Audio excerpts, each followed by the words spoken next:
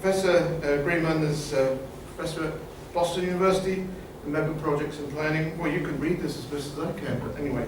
And she has experience in risk management in the Big Dig, which is what I've asked her to come and talk about today. She's fully aware that we're not all budding project managers, but nonetheless we are very interested in the interface of project management and planning and policy. She has also links, in fact I'm going to paraphrase this, also has links with the Harvard Kennedy School and the Graduate School. She's a prolific speaker and writer, written a recent book, and was it last year that your book came out? Yes. With PMI, wasn't it? That's correct. Yeah. And she's actively involved in consulting from the Fast Train program in California to Crossrail, and also interesting, those of you on the MyPad program, on IT and security, right? Mm-hmm. So, a busy lady. So we're very grateful that she's come today to give us a perspective on the lessons of the Big Dig. They're many and varied. Mm-hmm. Thanks very much. Thank you.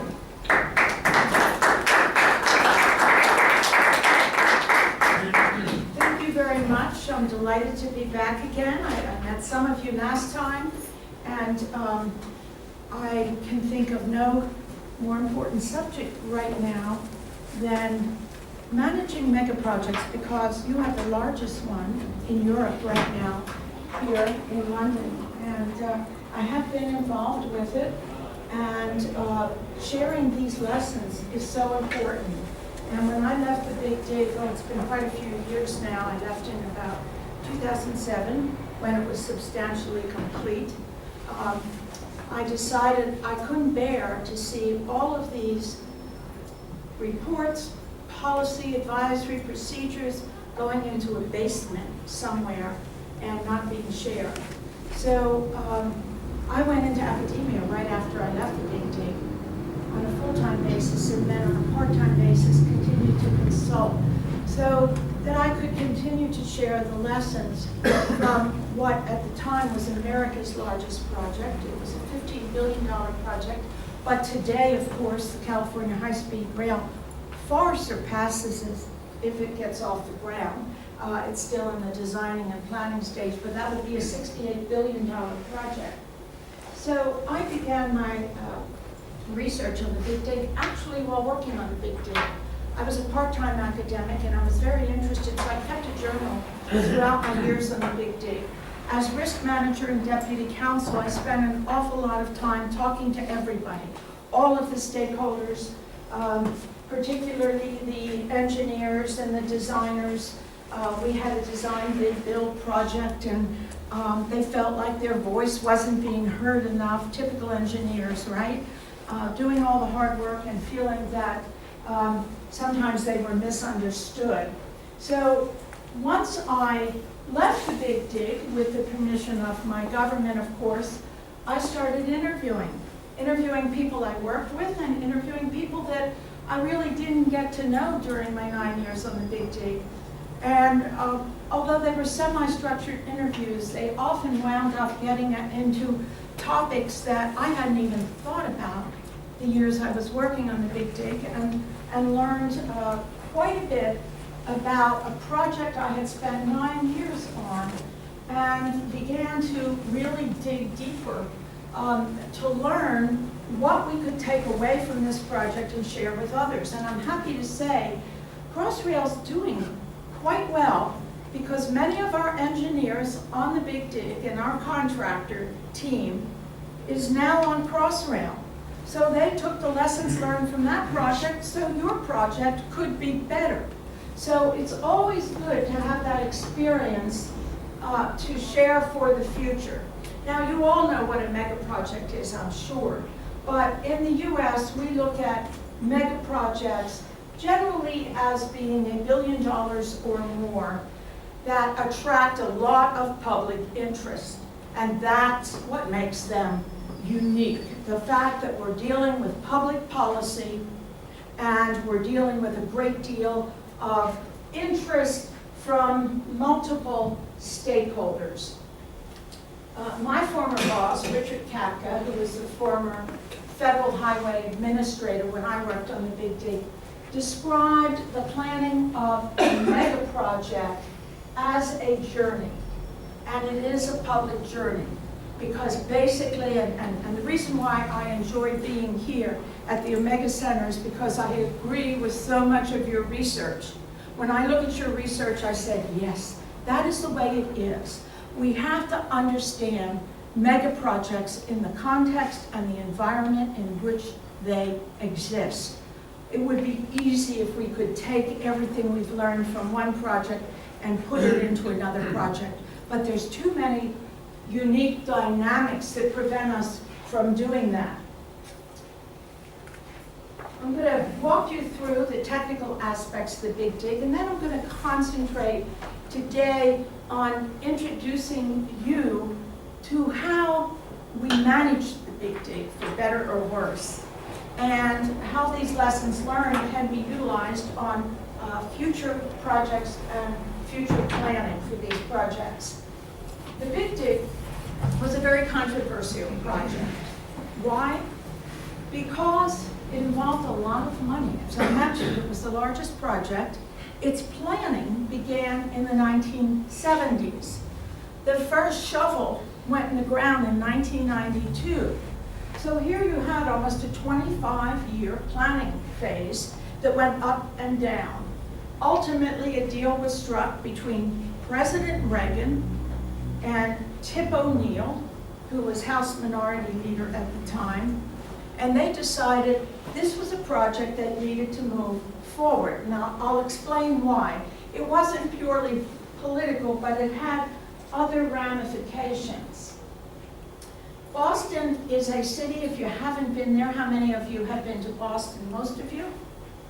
I don't know if you were there when we had this problem, but all through the 1980s and through most of the 1990s until the Big Dig was complete, this is what Boston looked like. We had an ugly above-ground viaduct, similar to what Seattle is going through now. It was day-to-day, bumper-to-bumper traffic. And I just came back from India, and it kind of reminded me of Boston, because in India, the horns are going constantly. And that's how Boston was. Physically, this viaduct was very unsafe. As you can see, there's no breakdown lane. So if someone was ill or someone was pregnant, they would come over here, shout out for help, and the fire department would bring a ladder and help them down, because you physically had no place to go. It was about an hour and a half just to go 3 or 4 miles through the city on a typical day. But this went on since the 1950s, keeping in mind that we didn't have the technology to build tunnels underground in the 1950s. So when the interstate came across America and it hit Boston, we decided to build the viaduct. So consequently, we had, over time, the development of a horrific problem that was very unsafe. We also had problems because we had 38 lanes entering into the viaduct, and 38 lanes coming into a 6-lane highway above ground wasn't very conducive to a clean environment, to being able to move traffic, to safety, and so forth. So one of our first parts of the project, and there were 3 major parts, was actually building our Ted Williams Tunnel. We had 1 tunnel in Boston at the time with 4 lanes, 2 to the airport and 2 back from the airport. That again took hours to get to the airport. So one of the first projects was the Ted Williams Tunnel. We did not have tunnel boxes or tunnel manufacturers in Massachusetts, so we had to ship these up from the Beth Shipyard in Baltimore, Maryland. When they arrived, this was truly the beginning of the project. Of course, we had to complete complete and finish off these tunnels, which we did largely underwater, and we had to connect the tunnels, and we had to build the roads, and we had to plan for the various safety aspects of these tunnels, including testing in West Virginia, where we tested over 100 tests were done to prevent what happened in Eurotunnel, which was a tunnel fire. So we became very sophisticated, actually, in preventing tunnel fires, and I'm happy to say we've only had one serious tunnel fire when the Mariners, the baseball team from Seattle, came to Boston.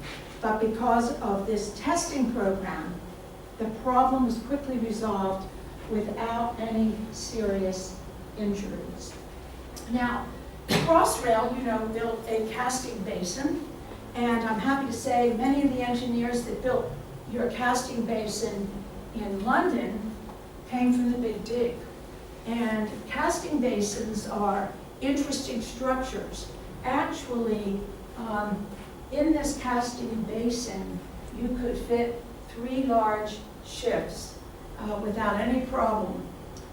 It doesn't look that way from the diagram, but it solved our problem in terms of maintaining the body of water around it, known as the 4-point channel, while at the same time allowing us to keep our businesses open, to keep our residents happy. So we created the casting basin, as you did here in London, to build our tunnel boxes. And we built about 9 tunnel boxes in this casting basin. And once it was completed, we had to, of course, fill it with gallons of water. This created high risk. Our insurer, and I was risk manager, so I was here quite frequently in London, meeting with Lloyd's of London, who provided us great guidance. It was the largest inner city infrastructure project they had ever been involved with, and they were very helpful in assisting us in dealing with our risk. In fact, it was so high at this point that we had to obtain an additional $200 million in insurance, general liability insurance. Here you see our 4-point channel, historic body of water. Downstream you see the Federal Reserve Building, where much of the finances, the Treasury Department finances in America is managed, so we couldn't unhook, of course, their lines to their computer systems. We had over here Gillette World Headquarters, the largest manufacturer of razor blades in the world. They had many, many demands, like their water cooling line. They said if you unhook that, the damages will be $500 million a day. I've dealt with liquidated damages, but never quite that large. So we had to duplicate everything we do, as you do on projects, in the event there was a mishap. So instead of having one water cooling line going into Gillette World Headquarters, we had to have 3. We had the Postal Service here, and we had Amtrak over here, so we had to employ ground freezing, which was actually at the time a newer technology where you place refrigeration units on the top, and you put in, I think we had 1,600 cylinder pipes, and we pumped a saline solution.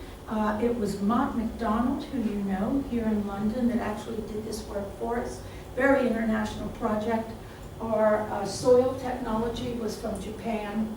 Our bridge designer was from Switzerland. I don't think there wasn't a country that was not represented on the project, because it required so many different newer technologies, and some of them really had not been tried and tested, particularly slurry wall construction. The problem here was we were building cover tunnels over in the casting basin, and then we had to, of course, float them out and place them into position within 1/16th of an inch of perfection, like putting together Legos. So the risk was extraordinarily high. In fact, Lloyd's told us they had never insured a project before this with such high potential risk. Our red line system, the 4th oldest in the world, was going to pass under are tunnel boxes, and as you know, when you're on top, your risk is higher than when you're on the bottom. Because if we were to have a mishap and a tunnel would fall on our red line system, this would have essentially ended the project. So all of these had to be considered.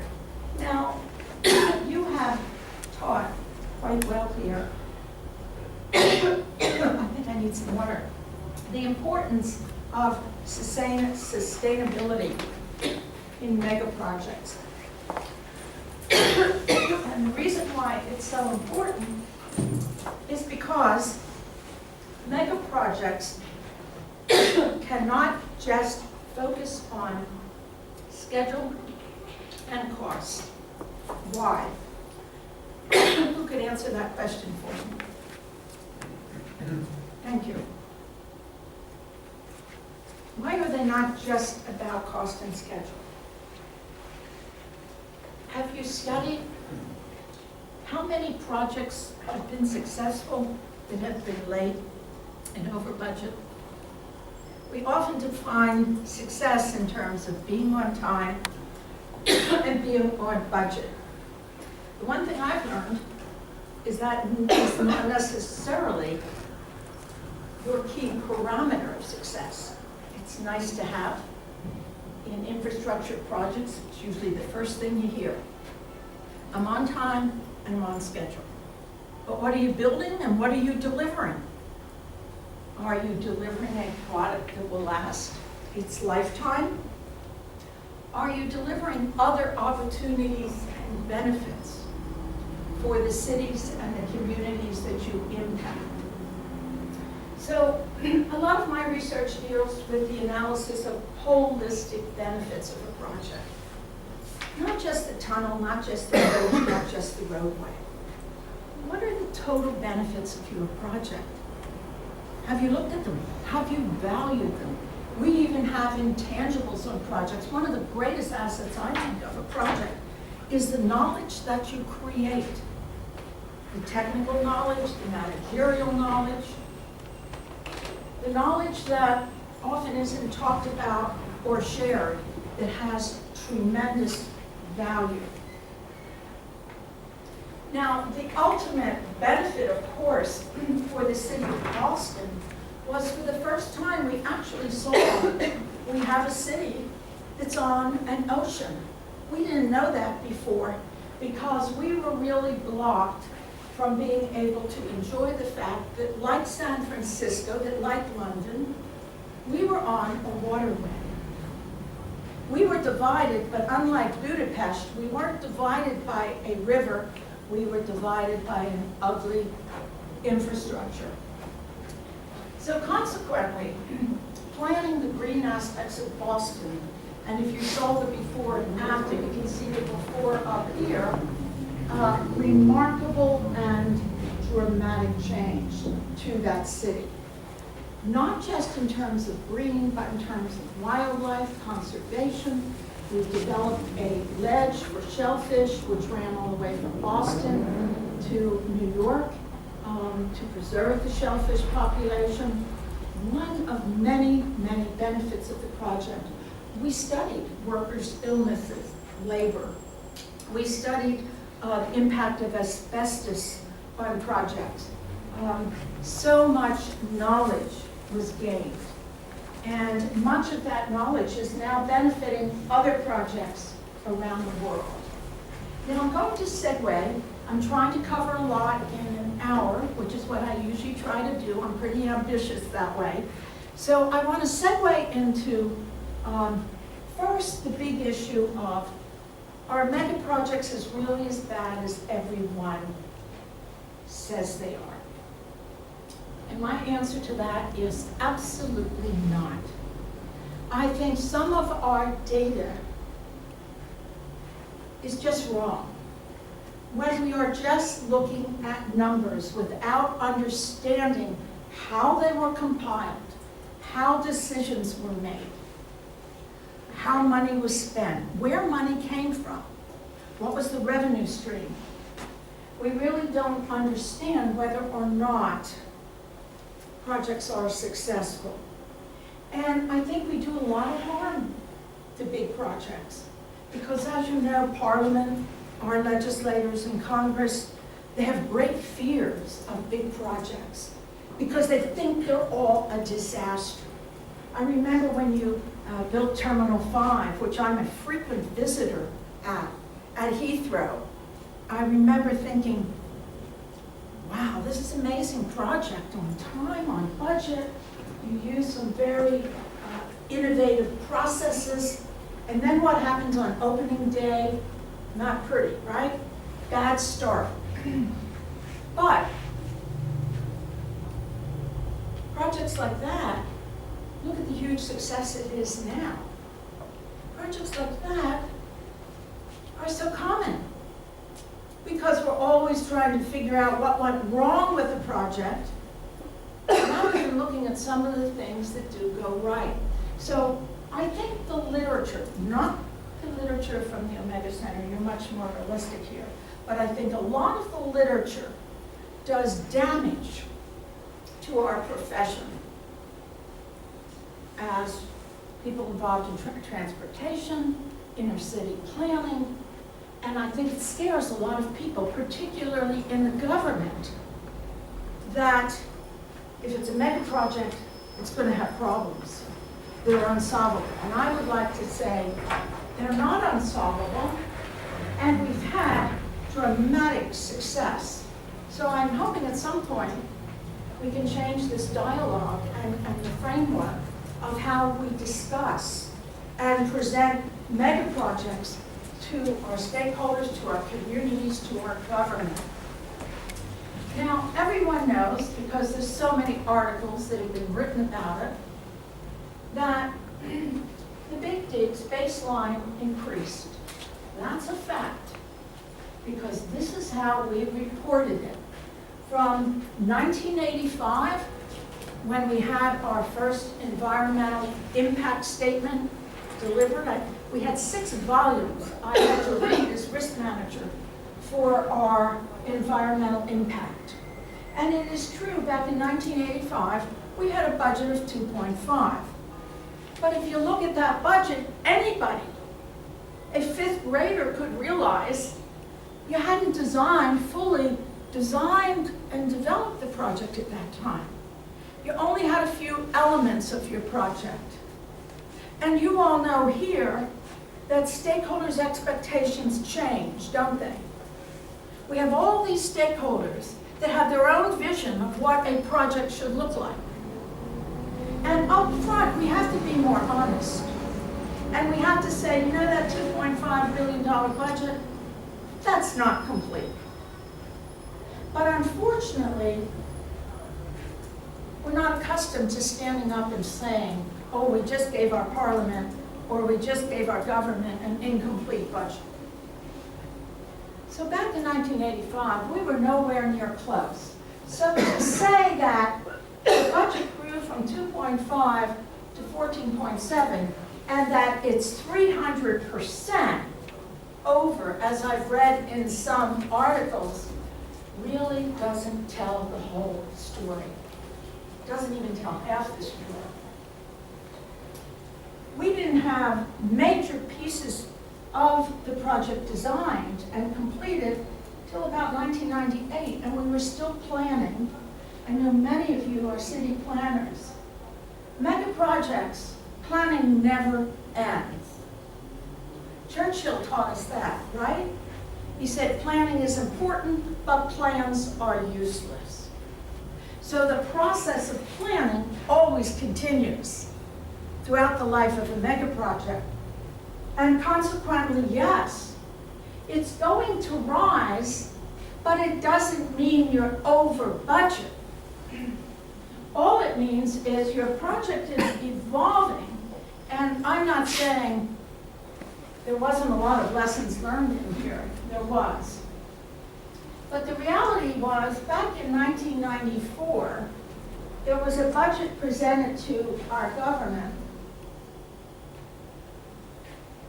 for the big dig, back in 1994, of $13.7 billion. If the final price tag was about $1 billion more. Wow. That's a pretty good guess, isn't it? But it wasn't accepted back in 1994 because, like all projects, when you study them in context, you learn they have certain rules. And consequently,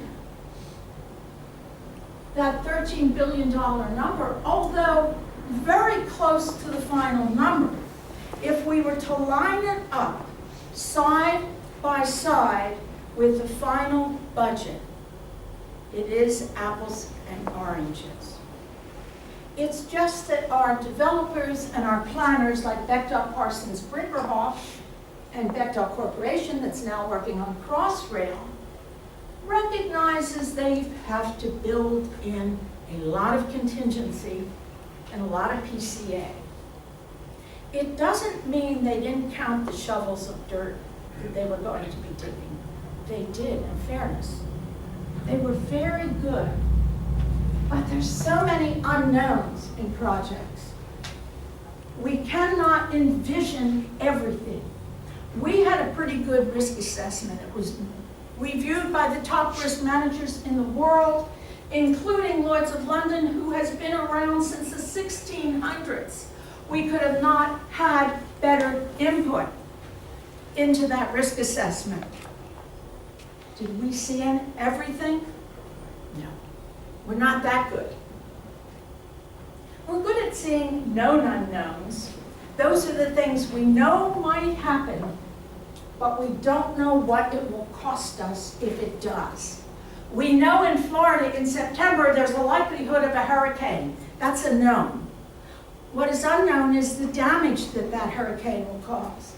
Oh, but Lloyd's of London is so good, they almost get it to the nickel, because they've been doing it for centuries. So known unknowns we can manage. But what about the unknown unknowns? Are we smart enough to think about everything that can go wrong? Absolutely not. I am constantly surprised by things that occur that nobody thought of. And my goodness, we had the longest risk matrix in the world, some of which I shared with Crossrail to alleviate their problems and their burden somewhat. Things they had never thought about.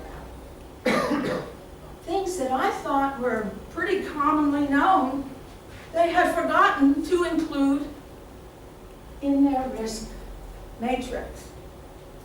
So consequently, projects are impacted by the context in which they evolve. Here are some major impacts in the Big Dig that are never discussed when data is discussed. One is your stakeholders' expectations are constantly changing. First they want a bridge, then they want a tunnel, then they want a roadway, then they want a boulevard. Do you know that when you start out on a project? Absolutely not. And in the US, lobbying is legal.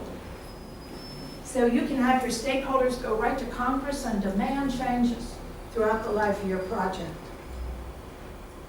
Changing stakeholder expectations, something that's very hard to diagnose, but we have to include it in our risk assessment.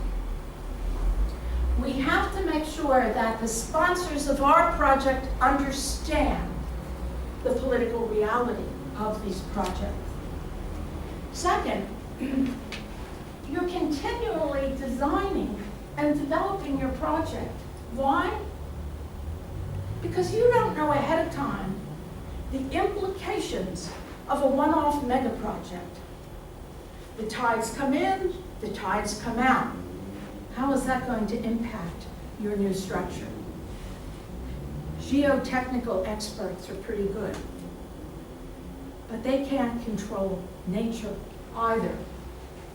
So you're continually designing and developing, particularly when you have unforeseen subsurface conditions. We have solar systems that can go pretty deep underwater now. We discovered in the South China Sea that there's a lot of oil and gas. When I say we, the government, developers. And we can understand water conditions far easier than we can see underground. We don't have the equipment yet. So unforeseen subsurface conditions are always a risk, and you're dealing with them in Crossrail. I know that because I've talked with several of your risk managers struggling with those conditions. Complex governance structures and integration. When we think of a project, a one-off project, we assume there's some kind of board of directors and there's some kind of project director and some type of management structure. We often think of it as a vertical structure, a more bureaucratic model, closer to the corporate model. The reality is, on projects, our governance structures are usually bottom-up and horizontal. So understanding your governance structure and the impact that has on the cost of the project is critical. And then we have rules. We all have projects with rules. These rules can come from governments, they can come from standards, they can come from the private sector. On the Big Dig, we had lots of rules. One was there will be no inflation factor. No inflation, zero inflation. We don't want project managers coming and telling us how much the project is going to increase in 3 years. That was a rule when the project began. Second, no change allowance, or I should say a low 7% change allowance. On an uncomplicated project, 7% contingency is very low, much less on a complex project. Then we had low bid contracts. That was the rule. Low bid contracts, we know, are not usually a good process. Why? Because everybody will stick the lowest bid in they can, and then they'll ask for more money later through the claims and changes process. So that was a big problem.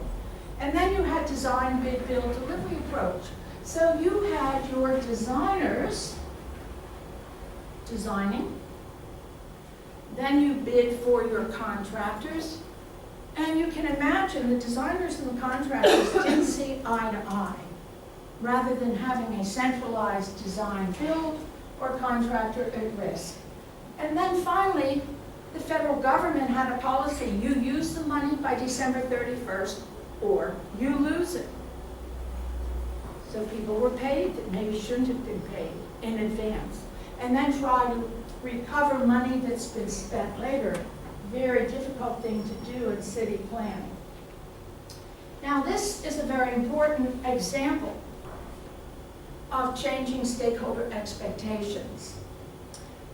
This Zakum Bunker Hill Bridge, which is a landmark now in Boston, designed by a Swiss designer, asymmetrical, the widest cable stay bridge ever built in the world.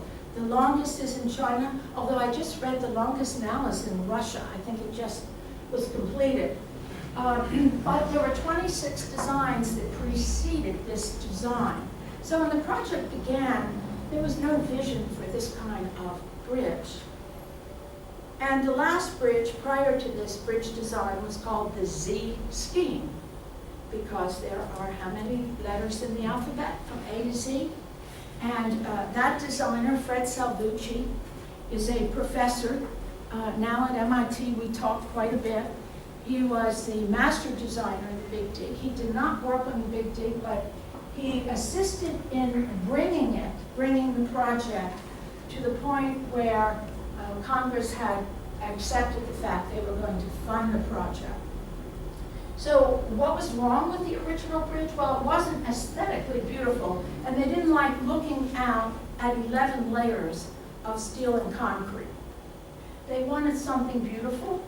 They also wanted an asymmetrical bridge so the people that lived in the north end could come right off here and go home at night instead of driving all the way through Boston and then turning around.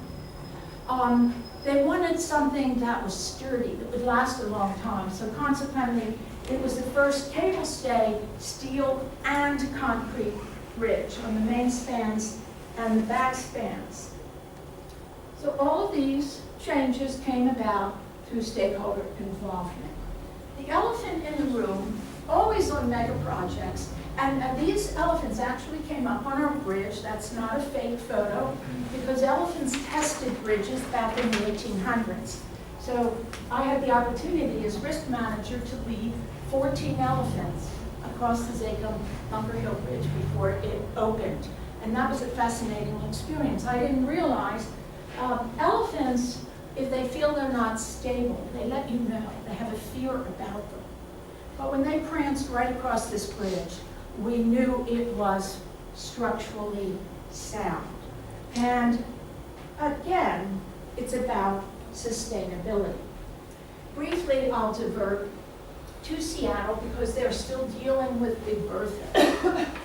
Mega projects have mega problems. Big Bertha is a piece of equipment that got stuck during the course of excavation in Seattle, and I've been out there 5 times trying to deal with the Big Bertha problem. It's been sitting down there for 2 years. They're taking it apart and supposedly will put it back together again. It got stuck. Why? Because the government failed to share with them the location of a sewer pipeline before they began digging. All of the things that you have to think about in terms of what might be a possible risk on a mega project. And I see this again and again and again.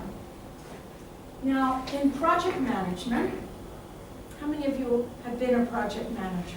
Any of you? I see a few hands. Good. Well, you probably are familiar then with the triangle, and that's all we learn about as project managers, is that scope, time, and cost have an impact on each other. And as project managers, this is what it's all about. Keeping on schedule, keeping on budget, completing your scope.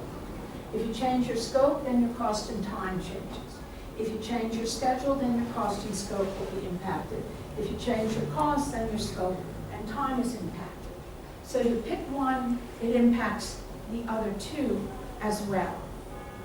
This is what project managers do. But today, I want to use this time to talk about program management, because that's how mega projects are managed. Not through processes and procedures and through the iron triangle, but through domains. And if you are managing your domains, you can have a very successful mega project. The problem is we are so obsessed with cost and schedule.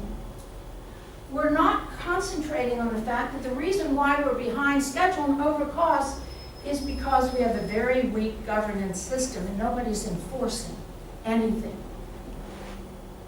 Or we haven't aligned our program with our sponsorship.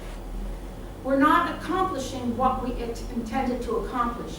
Incidentally, these, I didn't make these up. These are all from the Project Management Institute, which has a very large following here in Europe as well, and in the UK. So each of these, the program benefits management means you're not just looking at cost and schedule, but you're looking at whether your financing is supporting the ultimate benefits you promised to deliver.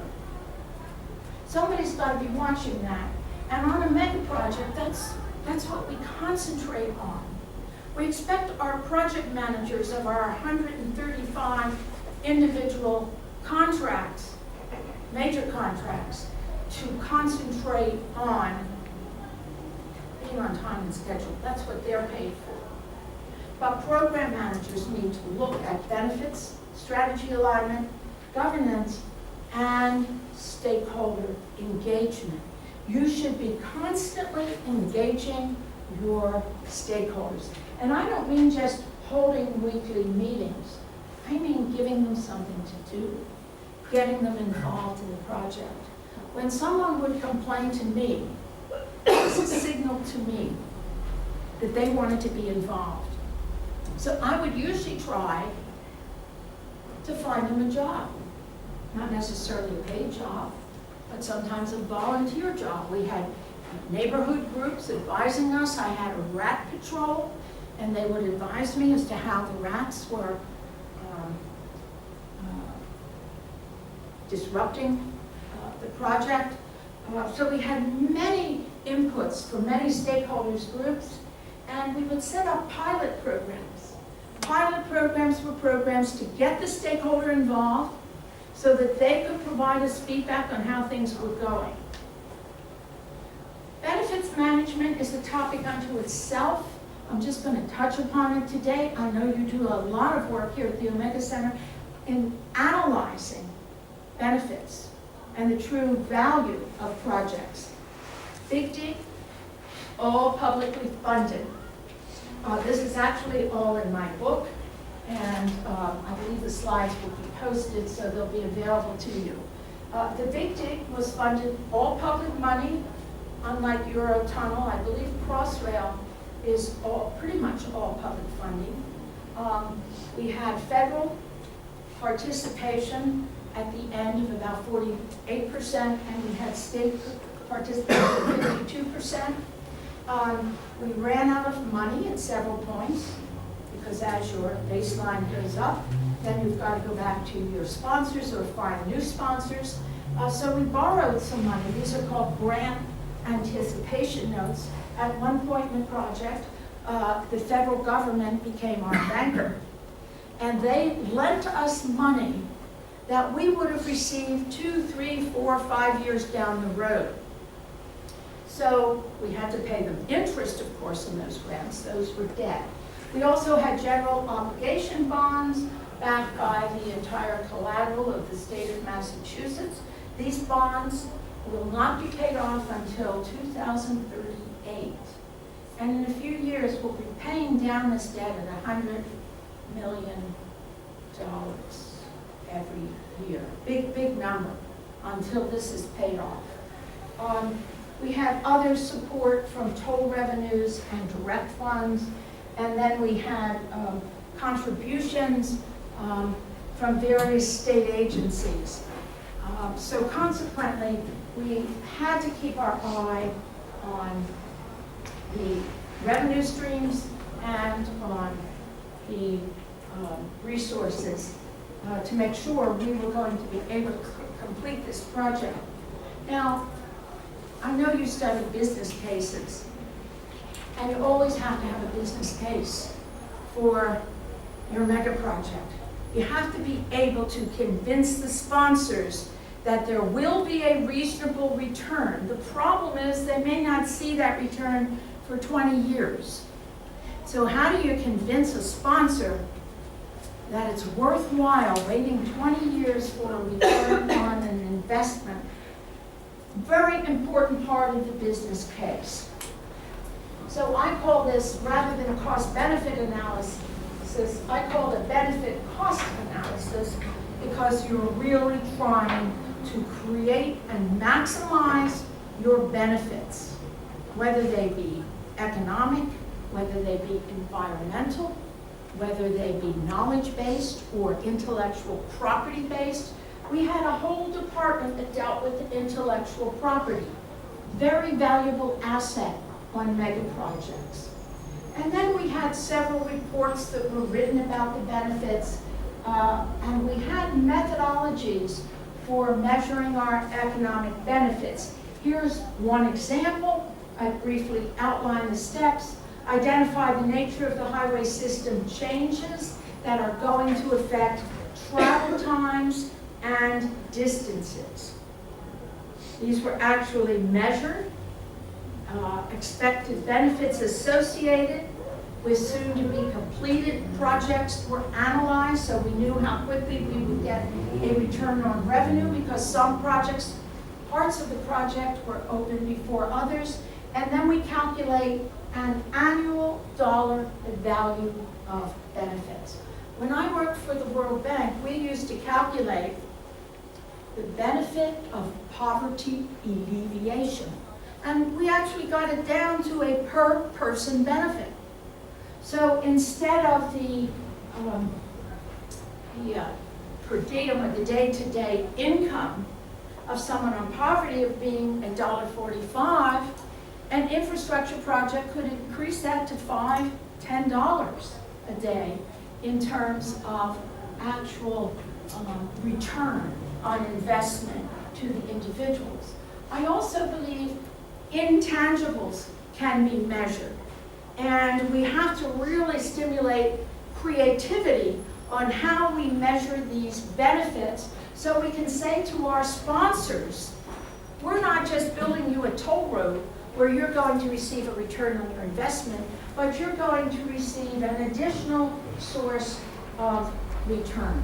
Real estate and air rights, access improvements, development opportunities, removal of real and psychological barriers, and targeting of new or unmet niches. California is having a public debate now on their rail service. Failure to engage in vigorous public discussion in the end will impact that project. We were 20 years in discussion before any shovel went in the ground. And this is typical of mega projects. When they start too soon, you're bound to have disruption. Disruption and delay is extremely costly. You must also have organizational alignment. What do I mean by organizational alignment? What are the goals and the benefits of your project, and how do they align with what your sponsoring organizations hope to accomplish? When you just presented a viaduct to the legislatures and to Congress, that wasn't sufficient for them to want to advance a large sum of money. So you have to look at all the values you are adding. Open space, reknitting neighborhoods, expansion of shellfish population, ventilation, air quality, a fiber optical cable system that became one of the best in America, workforce development. In the US, minority and women business development was a critical impact. Utility corridor, increased property values, intermodal and so forth. These are just a few examples of aligning your project with your larger organizational goals. And then we have to take a look at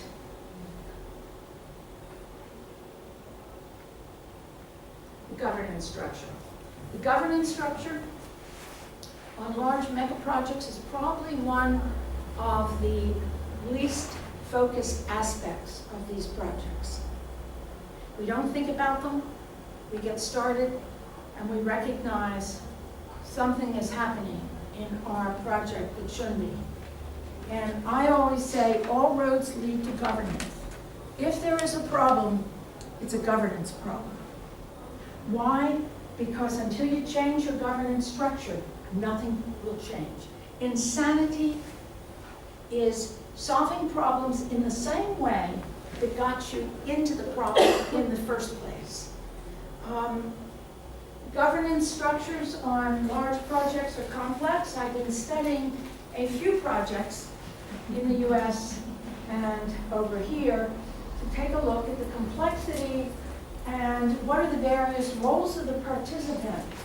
Once again, bottom-up governance seems to be much more effective than top-down. Why? The top-down is thin. Top-down governance lacks experience. Quite often you can have people at the very top of your departments of transportation, in our case Federal Highway Administration, that have had little or no experience on projects. Imagine if everything involving governance came from the top down, where it's thin and you have often the less experience. Down here is where you have the real meat and substance of your program, the real knowledge. These are people that have been out in the field, some of them 20, 30, 40 years. So designing your governance structure and understanding when costs rise, that's a symptom something is wrong. When you have a fever, it's a symptom something's wrong, but you don't know what it is. You know you have a fever until you get to the root cause of it. Almost every problem I have looked at on projects, major problems, could be fixed, but it requires changing the governance structure. These people up here, they're not going anywhere. So unless you, in your planning phases of your projects, in your planning phase, not after the fact, think ahead of time about your governance structure. And I saw in the UK just recently, I can't remember if it was on Crossrail or another project, where there was a proposal to, oh, I know, it was in your cyber security system. I was looking at cybersecurity projects, and I saw here in the UK, you have a mechanism built in where you will evaluate your governance structure. I think it was every year. I was so impressed with that because I thought, that rarely happens. That rarely happens. And yet it is the cause of many of our major problems. Now, backing up, how am I doing time-wise? Oh, I'm going to have to talk fast, but we'll finish up. I showed you the 4 domains. I have a 5th domain that I always focus on. It's called integration. And it's actually what I think is the most important domain of all. We don't talk about integration much. We talk about it in terms of a change control process. That throughout the project, there's going to be a need to change. You're going to need to change design, your construction means and methods, processes and procedures, and you're going to have to put it in a change order. Integration really is the key, one of the major keys to the success. And I call it the 5th domain because it is so important to understand what you are integrating on a mega project and how you're going to go about it. So I always raise these 3 questions. What types or functions of activities require coordination in your project? What's the best way to achieve it? And how may these needs for integration change over time? I think of it in terms of the 4 Ps. The people, the processes, program integration, and program methodologies. When we manage, I don't know the disciplines you have all come from, but we all have a different way of thinking about planning and a different way of thinking about programs. If we come from an engineering background, then we think of a big, large-scale program in terms of systems engineering. If we come from a project management background, we think of it in terms of managing a project. If we come from a more agile background, perhaps in the IT industry, where you're constantly doing R&D to make sure that Apple phone will meet your customer's needs and you can get it to market before someone else does. If we have an R&D background, then we're thinking more of iterative processes. But we all come with different experiences and different methodologies. We also come with different ideas of what needs to be integrated. Let's start with people.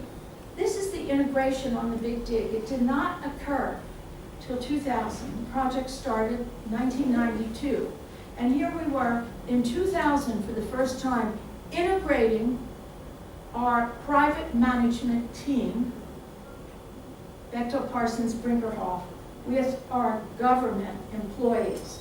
Notice the yellow represents all of the government employees and the white represents the private contractors and designers. Why did it take so long? Because unlike what you do, you plan. We didn't plan for integration. We started off with what we thought was a public-private partnership, but began to realize we are operating in isolation from each other. And if we're really going to get this project done, we've got to become one team. And integration means sometimes Government employees are reporting up to the private sector. Sometimes the private sector is reporting up to government employees. Now, when we first integrated our Inspector General, I don't know if you have one in the UK, but we have an office of the Inspector General at the federal and state level, and they come in and audit the project throughout the life of the project. And once we integrated, they said, you know, these people are becoming too cozy. We're concerned that the yellows aren't maintaining enough discipline over the whites to make sure they do their job. They're golfing together, they're having drinks together. Are they able to do both? Can they play both roles? I would say they can, and they did. But you've got to constantly be conscious of this. Is integration better than isolation? Hands down. Of course it is better, because if you're not one team, you're going to go off in different directions with different incentives and motivations. Now the processes, the Big Dig's processes were very similar to this. I did a charting, but this is not the Big Dig, this is the Integrated Defense Acquisition Technology and Logistics Life Cycle Management System. If each project has its own processes and procedures, because keep in mind, a mega project is multiple projects, could be thousands. On the Big Dig, it was several thousand, including subcontractors. So how do you integrate your processes and procedures? Well, I'm actually working on a project now, I'll tell you about, it may be of interest in just a moment, involving this exact issue. We also integrated just about everything we did. And when I first came to meet with some of the Crossrail management team, I was basically shocked that they hadn't integrated their risk management program. That risk management was located down at Canary Wharf, and they didn't really talk to anybody else. And they hadn't integrated safety and health. And they were still working on what they were going to do with utilities. And they didn't have any knowledge transfer and innovation office at the project. And the audit and oversight was not really integrated. Yes, they had various government organizations overwatching the project, but there wasn't true integration. Claims and changes is typically integrated, so that when you have 500 projects in your program, all of the claims and changes come to a central depository, just like all of the risks, rather than being separately managed. You have a central authority for risk management who knows what is going on in every project. So you can start to assess patterns, trends, the cost of risk, how you're going to mitigate risk. And we even had a partnering and dispute resolution process where all claims on the project before they went to court had to go through a partnering process on the project. They could ultimately go to court, but we had an integrated program that saved an awful lot of legal fees. We also had a technology centralized advancement program and value engineering program, so we could determine where changes were needed, better design was needed, better technology was needed, and we would actually reward the designer or the contractor that came up with the value engineering proposal. Technology advancement means you are building intellectual property on your project. Even in the US, we recognize process as intellectual property.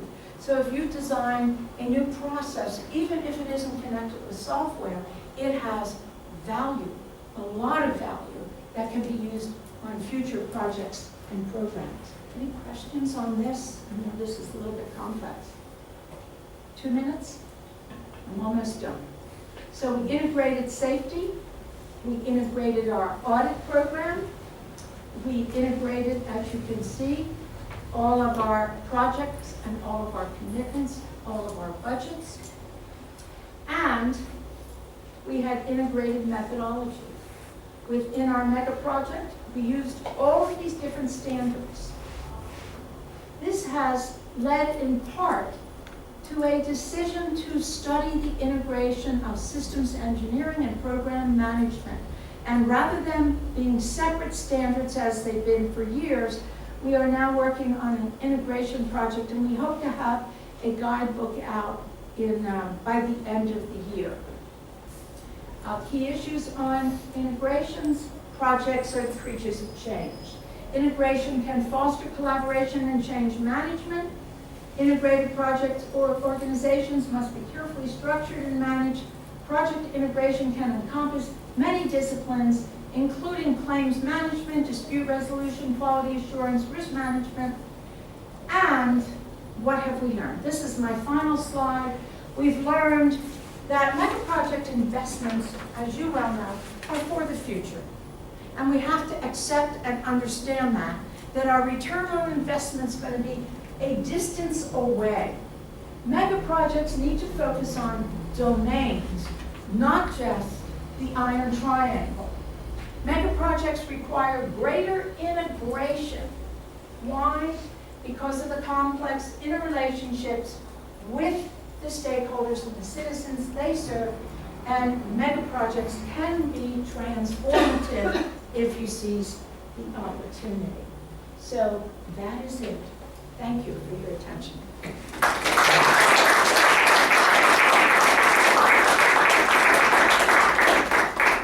And I hope you have some questions. Can we have the lights on, please? Very interesting book. Just one observation and one question. The slide that you had on showing the no projects, where suddenly Boston is open to sea, is almost spoke for itself in terms of intangible benefits. Right. And I just wonder how you got that across to the government. And the question, the main question, is the risk function that you led. Mm-hmm. Could you say something about the responsibilities of that? Mm-hmm. Whether you had 3 people or 300? We'd just like to understand what the function was. Sure. I usually have a slide on that, and I wish I had 300. I had a very small department at the Big Dig, but in fairness, I had access to all of the underwriters at Lloyd's. I had access, we had an integrated risk management program where we had quarterly meetings over here in London with all of our general liability, our workers' compensation team. So our insurance program was integrated. We had the brokers to the insurance program as part of our integrated team. Safety and health was integrated into risk management. So technically they reported to risk management on a dotted line. They had a team of around 12 auditors that were out on the project every single day inspecting each of the sites. If they saw bad housekeeping, they were penalized. We had our occupational safety and health program on site. We gave them permission so that they could use the lessons learned from the Big Dig for projects of the future. We actually calculated lost time. If we saw on a particular project there was a lot of illness, we would investigate. We would reward, which is something, interestingly, Crossrail is not doing, but my engineers tell me they wish they were. We would give them money every 6 months, the worker, cash, if they had no lost time and no violations of the OSHA regulations. That was their incentive. So they policed each other. Somebody coming late, somebody sick, they were saying, what's going on? We got to fix this problem. We had a medical team working with us. So I had access to all these groups. In terms of the actual physical on-site team, safety and health were around 15 people. My operation, 1, 2, 3, 4, there were about 5 of us, very small, but we had the experts. We also had dotted reporting lines from other core management teams to risk management. The number one priority was safety. Safety ruled the project in terms of decision-making about processes and procedures. A safety representative, one of those 15 representatives, they could close down that project. They had the authority to say, stop work. You had someone killed today. Until that problem is resolved and the root cause is analyzed, you will not come back to work. And you will pay for that. You will pay for that delay in your liquidated damages fee. However, we also had a schedule-driven project, which I do not think was a good thing. What does that mean? That means the project management consultant, Bechtel Parsons Brinkerhoff, was paid for being ahead of schedule. And ultimately, on a few projects, keeping the budget down. Schedule-driven projects, to me, is always the wrong incentive. Fast is not better. When you drive your car faster, the likelihood of getting into an accident increases exponentially, as you know. Fast is not better, but we still reward our projects by speed. Why? Because our project contractors, our construction teams, they like getting money for being fast. Every time I've looked at a problem, a serious problem, and speed was involved, as it often was, not checking, not verifying, not testing enough, I recognize we have the wrong incentives on a lot of our projects. You should always ask when you're involved in a planning of a project, how are you going to incentivize your workers? What is your plan? Sometimes they've thought about it. Other times, it's a contractor that comes in and tells the government or the city, this is how we want to be rewarded. It should be the other way around. Government should be in control of those decisions. Thank you for your question. It's a very good question. Yeah, I'd be happy to come back next year and talk about the risk management program. It was quite unique, hadn't been done before, but we saved a lot of lives because the original risk assessment, as they always do, projected 52 fatalities. As the project extended, that number grew. The projection grew to about 175 fatalities based on labor hours worked. It's the Department of Labor, as your Department of Labor would calculate those statistics. So why do we build projects if we could have 170 deaths? Or why do we go to war? Why do we do all the things? Why do we get in our car, the most dangerous thing of all? We do. We accept risk. Instead of 170, sadly, we had 4. 4 workers died, 1 pedestrian. I didn't talk about that incident today, but if you Google the Big D, it often comes up. And that's a discussion unto itself. You never want a pedestrian to die because of a project, really. So that was considered a catastrophic loss. Yeah, I was wondering, how did you integrate community engagement and... Wonderful question. That was something we worked on early on, I'm happy to say. We could have done more, but we started it fairly early by having open meetings about the planning. The bridge construction was one example where they influenced the project. There are many other examples where they got their say. But we did have open meetings from the beginning of the project for community involvement, and we set up what we called a pilot program. Our business community, our small business community, drove the project. By that I mean they spoke to their congressman. I think without the small business support, the project would have never happened. They were great at articulating the benefits of the project. And when you get the business community on your side, it's a win-win. The residential community was extremely important because they could pick up the phone and call their representative and say, this big dig is a big disaster, you need to shut it down. So we established a pilot program in the north end of Boston because the north end is the community closest to the project.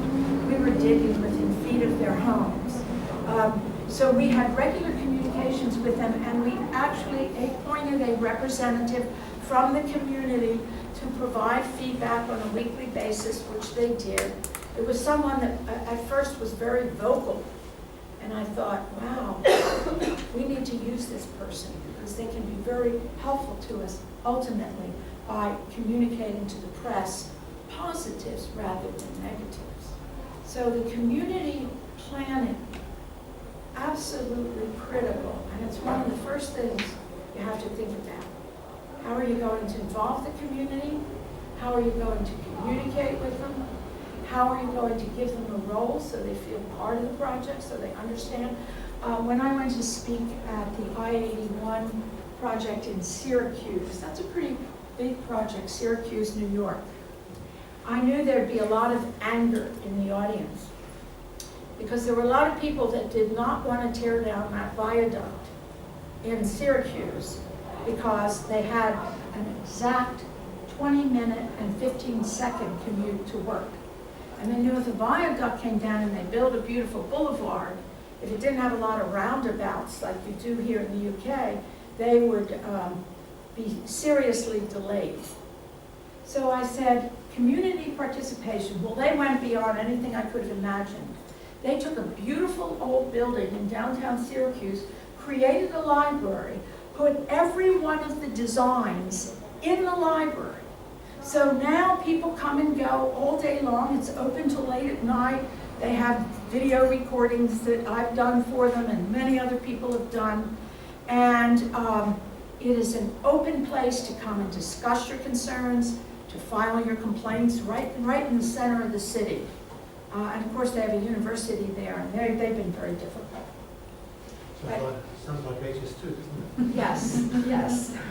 Any other questions? Yes.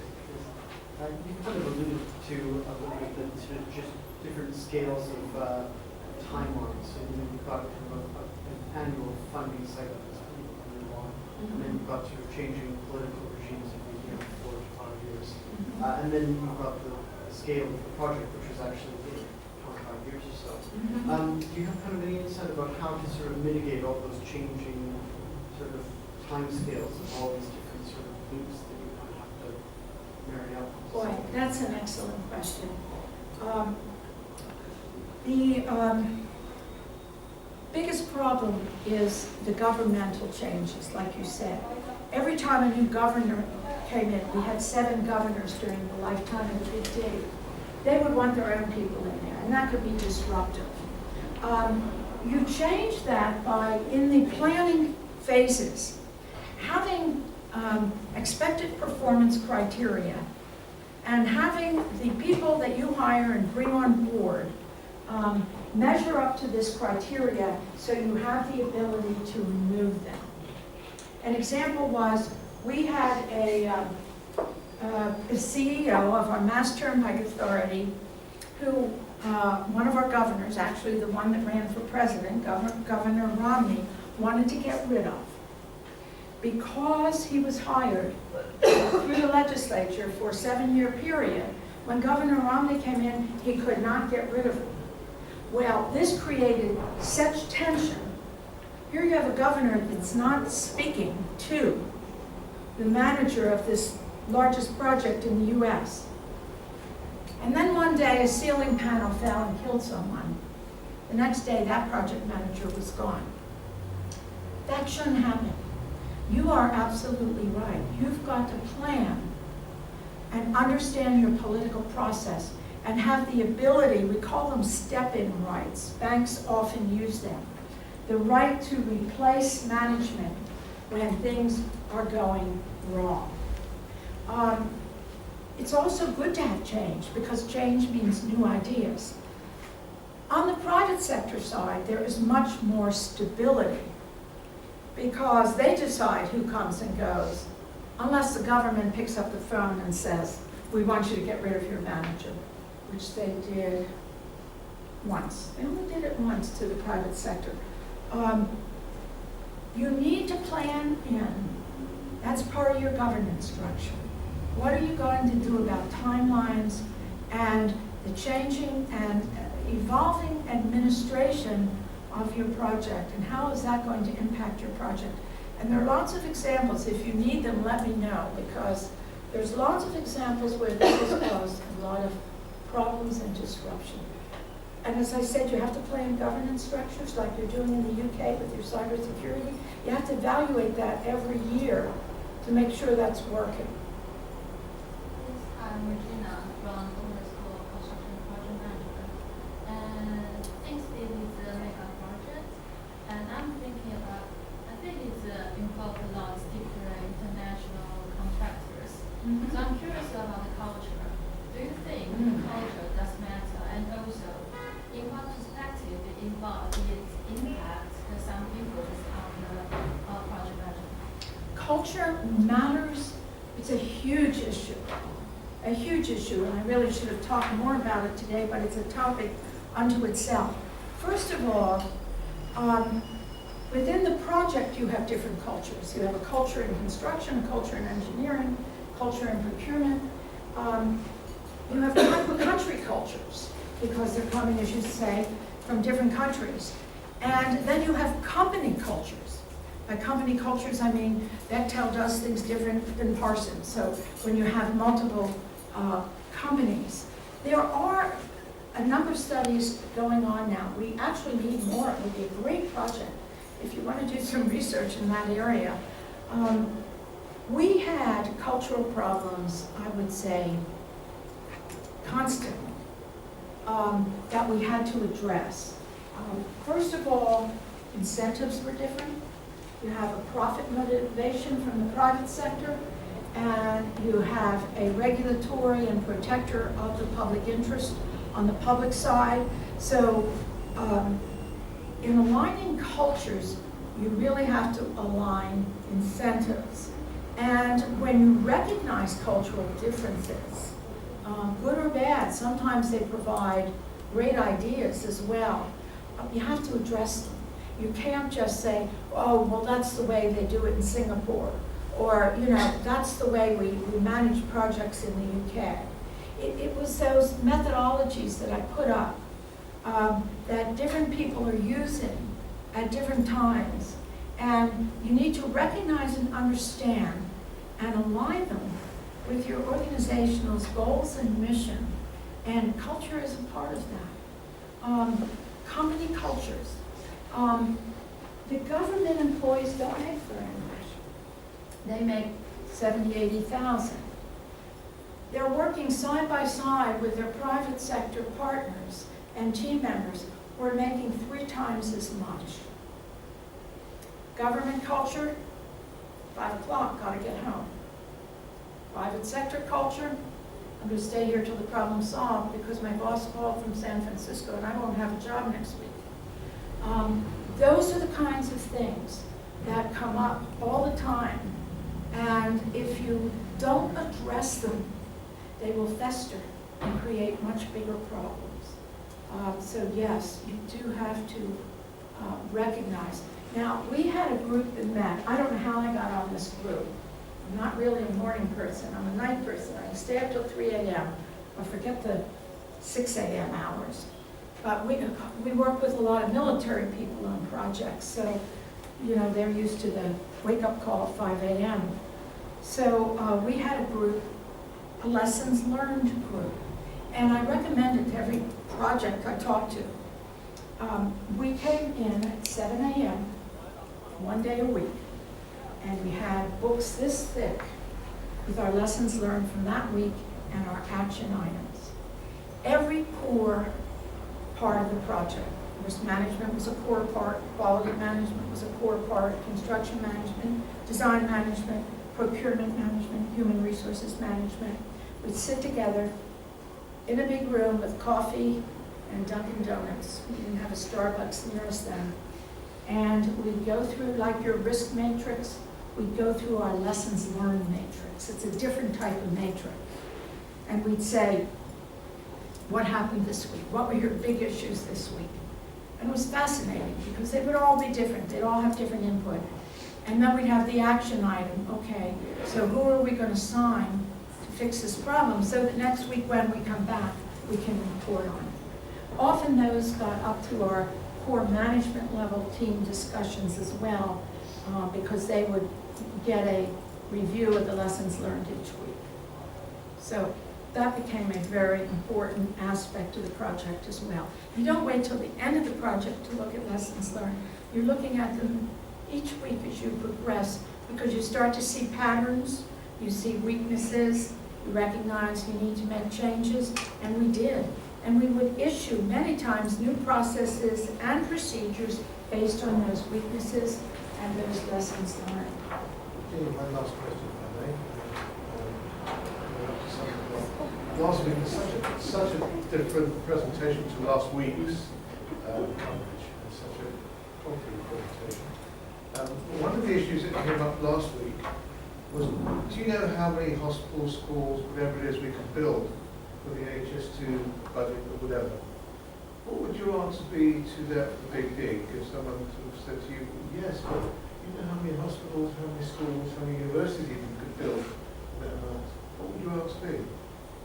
Well, my answer would be, let's seize the opportunity, let's sit down and figure how we can use, through reduction of costs, through value engineering, how we can create a pool of funds that would go towards these opportunities. And I would start that from the initial stages of the planning, that one of the benefits would be building hospitals, building schools. We do it, ironically, better in the developing world. I mentioned I just came back from India, and they're doing some incredible things. Their mega projects are a really big topic in India. And they are trying to build in, because the governments don't recognize, they have a right to say, okay, we need new roads and bridges, but we also want this. There are some excellent examples. One project I can think of is the Mosul project in Mozambique. They dealt with the malaria problem there. They dealt with the education problems. I worked on a project in Liberia that incorporated the building of schools. How did we do it? We decided from the get-go that certain percentage of the funding, for the example, the World Bank has a revenue management plan. I don't like that as much. They don't use it as often as they did, because the revenue management plan hands out dollars to people in the community. I would much rather see an infrastructure built. And we do it better in the developing world by demanding during the procurement process that each bidder assess, based on what the government wants to accomplish, assess how they will incorporate into their bid these additional requirements of the project. It may mean cutting into their profit margin. It may mean, and sometimes their profit margin is quite large, and they can well afford to cut into it, particularly in oil and gas projects, but other types of projects, although oil and gas now is a problem also. But I think your question is, one thing I always struggle with is being able to say to the government, what do you want to get out of this? You don't just want that road or tunnel. You want to change a community. I mean, we try to do that with the Olympics. I don't know how your Olympic legacy program is looking at benefits that were bestowed on that community. But we need to do it in every project. It absolutely should be a requirement up front. But governments don't have to ask for it. Virginia, thanks ever so much. I mean, you're thank such you. a tremendous traveller. I don't know how we fitted you, but thanks ever so I'm much. glad you did. I always enjoy being here, and your questions are excellent. Thank you for that.